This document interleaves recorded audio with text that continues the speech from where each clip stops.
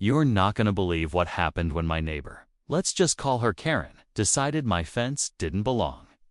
One morning, I woke up to the sound of power tools, walked outside, and there she was, in broad daylight, cutting down the fence that separated our properties. No warning, no conversation, just straight-up destruction. When I asked what she was doing, she hit me with the most ridiculous line I've ever heard. Your fence is in the way of the community. Aesthetic? Yeah. Apparently, she'd just been elected to the HOA board and took it upon herself to fix my yard without my permission. Now, here's where things get even crazier. That fence wasn't just a decorative boundary. It was there for a very good reason. We lived near some wooded land, and guess what likes to roam through it? Wild boars. Yep, those big, aggressive, root dash up, dash your, dash yard, dash in seconds kinds of boars. I had built that fence with my own hands years ago to keep them out, and it worked. But with the fence gone, well, let's just say nature didn't wait long to make an entrance that at first, Karen acted like she had done everyone a favor. She even bragged to other neighbors about how she opened up the space and improved the view. But just a few nights later, things took a turn she definitely didn't see coming. I started hearing strange noises from her side of the property, grunting, tearing, even a few terrified chicken squawks. That's when it all began to unravel. And trust me, the karma was swift. I'm gonna walk you through exactly what happened. Next, from the moment those boars broke through her farm to how she tried to cover it all up. Because what followed was not just wild, it was straight up poetic. Stick around. You won't believe how it all came crashing down. So here's a bit of backstory to help you understand just how wild this all really was. I'd been living on this property for nearly 8 years. It's a quiet area, a little on the rural side, with big lots and some forest behind our homes. Most folks here keep to themselves, but we all know about the boars. They come through in groups, tear up lawns, knock over trash bins, and sometimes even go after livestock. That's why almost everyone with property near the tree line has a fence. It's kind of an unspoken rule. Keep your space secured or deal with the chaos. Now Karen, she moved in just under a year ago. From day one, she had opinions about everything. She didn't like the way people parked. She didn't like garden gnomes. She didn't like mailboxes that weren't HOA approved. And somehow, she got herself elected to the HOA board faster than anyone expected. Once that happened, she really turned it up. She went from neighbor to full-blown neighborhood police, citing people for things like decorative flags and non-regulation flower beds. No joke. But her issue with my fence? That came out of nowhere. She never once talked to me about it. No email, no note, not even a knock on the door. She just decided one day it didn't fit the neighborhood. Look, and that was that. I guess she thought her new position gave her the power to just act without asking. What she didn't know, or didn't care to find out, was what that fence was actually protecting her from. I had reinforced that fence twice over the years, patched holes, and even added extra posts when the ground got soft during the rainy season. It wasn't pretty, I'll admit that, but it worked. It was the only thing standing between my yard and those woods. And once she took it down, she didn't just mess with my property. She opened the floodgates, literally, a few nights later.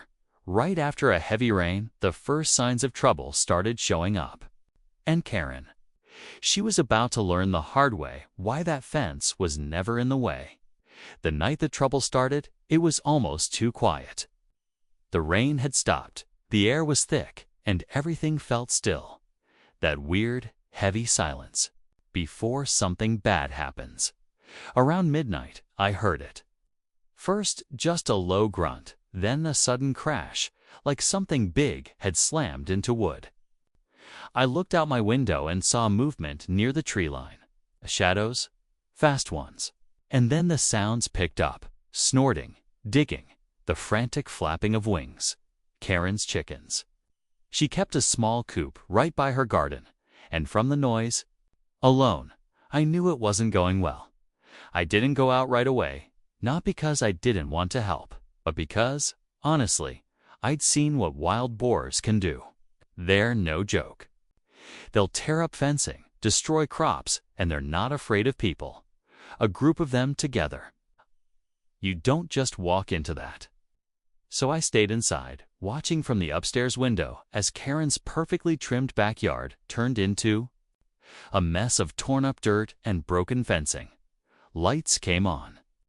I saw her run out with a flashlight, waving her arms and shouting like she could scare them off. It didn't work. By morning, her chicken coop was completely destroyed. The garden she bragged about ruined.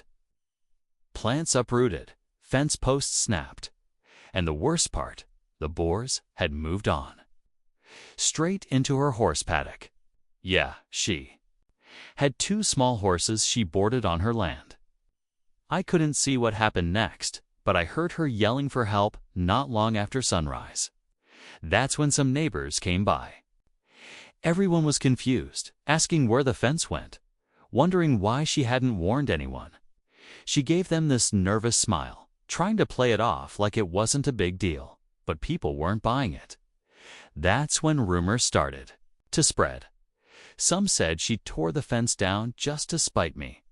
Others said she wanted to sell her land and thought removing ugly fences would increase value. But no one could understand why she did it without thinking through the risk. And the worst part? This was only the beginning. The boars had found a new path. And they weren't leaving anytime soon. A couple days after the first attack, things got worse. Way worse. The wild boars didn't just hit once and leave. No, they came back again and again. Every night like clockwork, just after dark. They'd show up, tearing through Karen's land like it was their personal buffet. She tried putting up a few wooden stakes and some netting, but anyone who's dealt with wild animals knows that's basically nothing. These weren't little piglets. They were full-grown, heavy, aggressive boars. And now that they knew there was easy food and no barrier, they had no reason to stop. Karen started to panic. You could see it in her face. Her tidy little farm setup, the chickens, the small crops, the horses, it was all falling apart. Neighbors, the ones she used to patrol and write up for every tiny rule, suddenly weren't so eager to help. Some of them had even put up extra fencing on their side after seeing what happened. But me? I stayed quiet. I rebuilt part of my own fence with whatever materials I had left and just waited. Because at this point, I knew Karen was sitting on a mess she couldn't control, and it was only getting bigger. Then came the night of the storm. Heavy winds, non-stop rain, and thunder that shook the windows. I didn't sleep much, and I doubt Karen did either. Around 2 a.m., I heard them again, only this time it sounded like more of them. Louder, angrier, more chaotic. I looked outside, and my stomach dropped. Her backfield was crawling with them, dozens. They had busted through what was left of her fencing like it was paper. I could hear the horses in a frenzy, hooves stomping, wood cracking, and then shouting. Karen's voice, screaming. I grabbed my phone and started filming. Not to be cruel, but because I had a feeling no one would believe this actually happened. The power flickered. More crashing sounds. Then, something I didn't expect, flashing. Lights down the road, someone had called in backup. But it was already too late. The storm, the boils, the chaos, it had all reached a boiling point. And Karen? She was finally facing the full weight of what she'd unleashed. Just when I thought the chaos had peaked, things took an even stranger turn. The kind that made the whole neighborhood stop and take notice. The flashing lights I saw that night. They weren't animal control or police like I thought. They were from a private security company. Karen had hired them.